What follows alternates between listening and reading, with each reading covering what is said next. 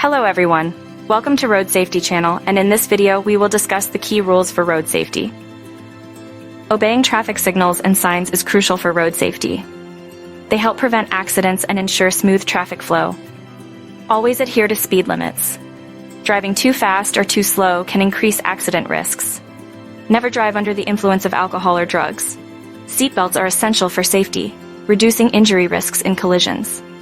Use indicators to signal your intentions to other drivers. Avoid using mobile phones while driving. If necessary, use hands-free devices. Keep a safe distance from the vehicle in front to allow reaction time. Regularly check your mirrors to stay aware of your surroundings. Always give pedestrians the right of way, especially at crosswalks. Use headlights in low-light conditions to ensure visibility.